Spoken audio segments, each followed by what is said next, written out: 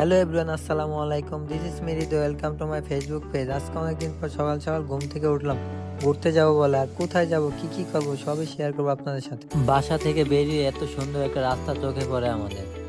রাস্তায় বের হয়ে দেখি অন্ত আমার জন্য ওয়েট করতেছে। আমি সবসময় তাদের জন্য ওয়েট করি, আর আজকে তারা আমার জন্য ওয়েট করতেছে। ব্যাপারটা অন্যরকম লাগতেছে।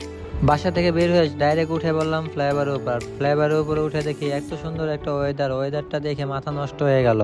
এখানে দাঁড়ানো নিষেধ, তাও একটু দাঁড়ালাম, না দাঁড়িয়ে পারলাম না, দাঁড়িয়ে একটা ভিডিও করে নিলাম। আর এইদিকে আমাদের মিরাবাজার চৌরাস্তাটা দেখতে অনেক সুন্দর লাগতেছে উপর থেকে। আর অন্যদিকে অন্তু ভিডিও নিয়ে অনেক ব্যস্ত। উপর থেকে পুরো শহরটা সবুজ দিয়ে ভরা, এত সুন্দর লাগতেছে যা বলার মতন। এদিকে নাগদা ব্রিজ এসে একটু দাঁড়ালাম, দাঁড়িয়ে দেখি এদিকে কাশফুল দিয়ে ভরা। কাশফুল দেখে ভিডিও না করে আর পারলাম। এটা হলাম ঢাকা বাইপাস সড়ক, যা গাজীপুর থেকে শুরু হয়ে আমাদের মিরাবাজার দিয়ে কাঞ্চন চলে গেছে। দেখ, সকালের বাতাসটা এত ভালো লাগতেছে, আর ওয়েদারটা দেখতে দেখতে রওনা হলাম 300 ফিটের উদ্দেশ্যে। 300 ফিট যাওয়ার পথে আমাদের চোখে বললো বিশাল এক আইফেল টাওয়ার, যেটা আমাদের বাংলাদেশে অবস্থিত। চারপাশে প্রাকৃতিক পরিবেশ দেখতে দেখতে চলে আসলাম লোহার ব্রিজে, যে ব্রিজগুলো এখন আর দেখা যায় না। তা দেখতে অনেক সুন্দর। শেষমেশ চলে আসলাম 300 ফিট। দেখেন কতটা সুন্দর লাগতেছে মোবাইলের ভিতরে, বাস্তবে কেমন হবে। এই জায়গাগুলো দেখতে এতটাই সুন্দর, কারো মন খারাপ থাকলে এখানে আসলে তার মন অবশ্যই ভালো হয়ে যাবে।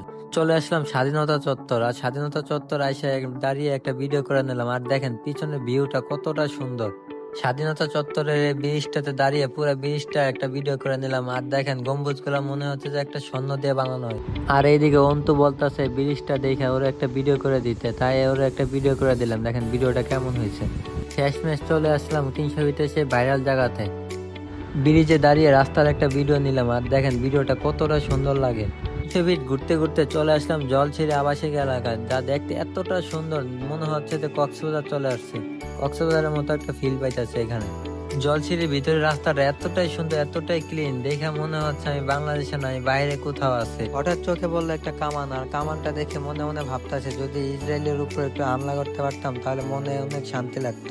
জলছিড়ির ভিতরটা ঘুরতে ঘুরতে চলে আসলাম 100 ফিট। 100 ফিট থেকে যাবো এখন বালু ব্রিজে।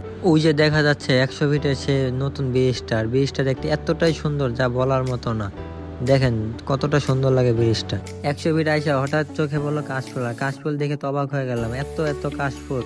হঠাৎ চোখে বললো বসুন্ধরা গ্রুপের মালিকের বাড়িটা, আর বাড়িটা এতটা সুন্দর যা বলার মতো না। বাড়ির গেটটার মনে হয় খরচ করা হয়েছে কোটি কোটি টাকা। সকাল থেকে ঘুরতে ঘুরতে ক্ষুধা লেগে গেছে, তাই একটু নাস্তা করে নিলাম।